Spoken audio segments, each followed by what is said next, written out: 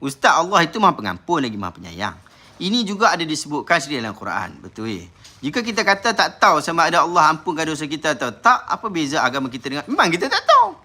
Allah Ta'ala ampun. Kita tahu dah Allah Ta'ala ampunkan sungguh atau tak. Kita tak tahu. Oleh sebab itu kita disuruh untuk berusaha menepati kehendak Tuhan. Kita tak tahu. Macam mana kita tahu? Kita tak tahu. Sebab itu termasuk dalam perkara gaib. Kita tak tahu. Kita sebut istighfar. Aku memohon ampun kepada Tuhan. Allah Ta'ala ampunkan kita, belum tentu. Tapi Allah itu maha pengampun. Tak? Confirm Allah itu maha pengampun.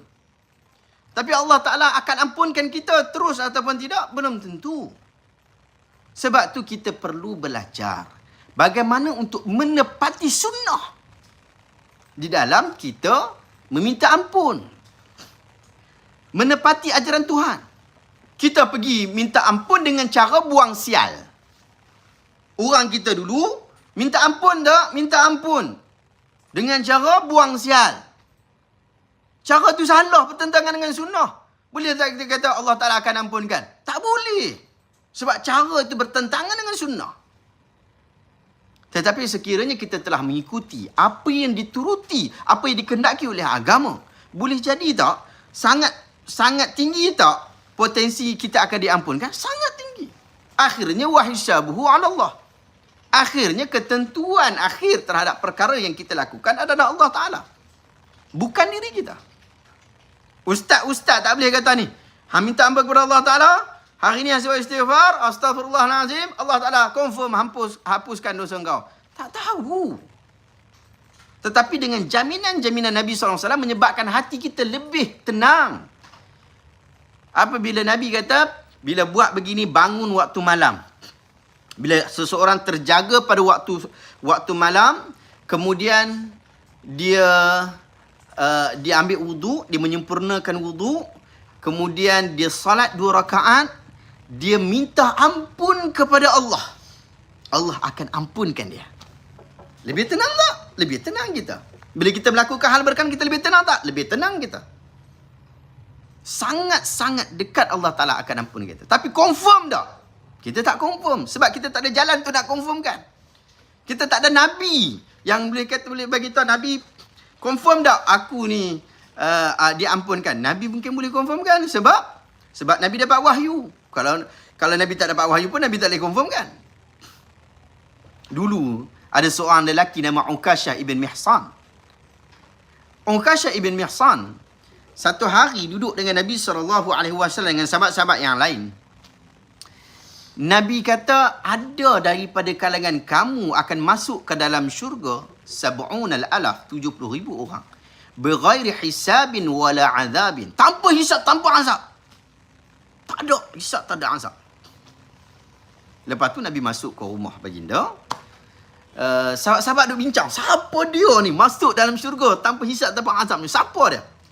Pendapat pertama. Sebahagian kata, sahabat-sahabat kata, oh, ni mesti orang yang dia ni tak pernah ada sejarah hitam. Lahir-lahir dah Islam dah. Lahir-lahir dah Islam. Jadi dia tak ada dah.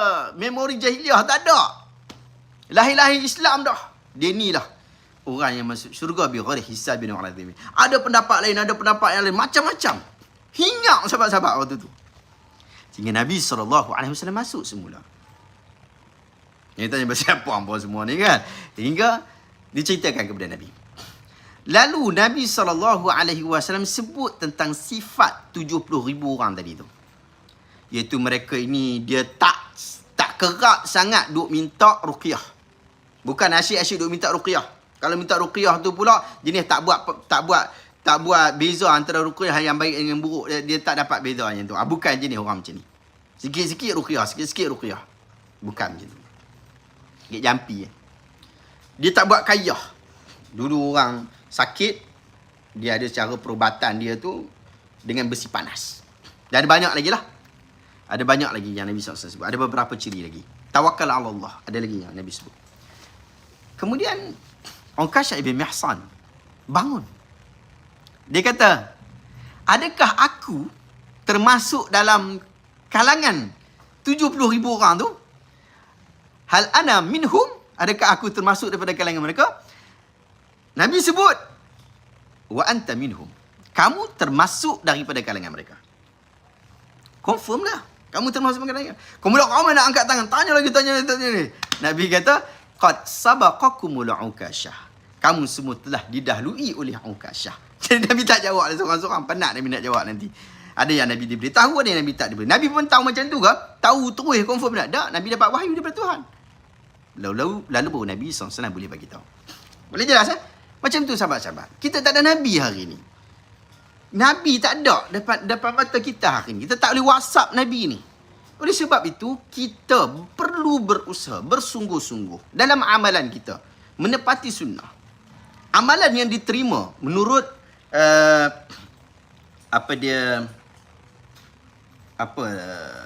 Qadhi Iyad. Qadhi Iyad sebut, dia kata, amalan yang diterima oleh Allah Ta'ala ada dua ciri. Yang pertama, ikhlasun niyah. Yang kedua, mutaba'atus sunnah. Mutaba'atus sunnah dulu. Mutaba'atus sunnah ni adalah ikut macam mana Nabi ajar.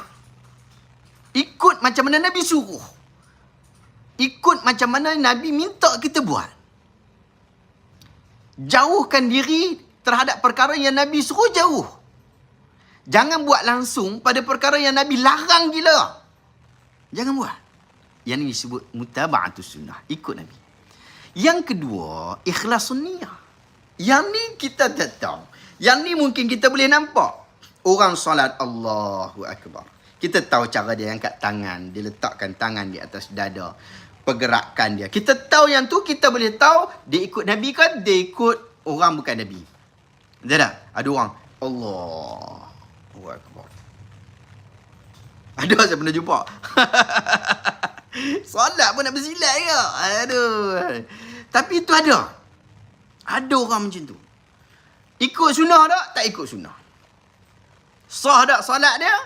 Kalau perkara itu berkaitan dengan perkara rukun, tak sah solat dia. Nampak tak? Kita boleh tengok itu. Tapi ada satu lagi. Iaitu ikhlasun niyah. Yang kita tak mampu untuk nilai. Ikhlasun niyah. Maksudnya ikhlas ni adalah serah diri habis kerana Allah Ta'ala saja.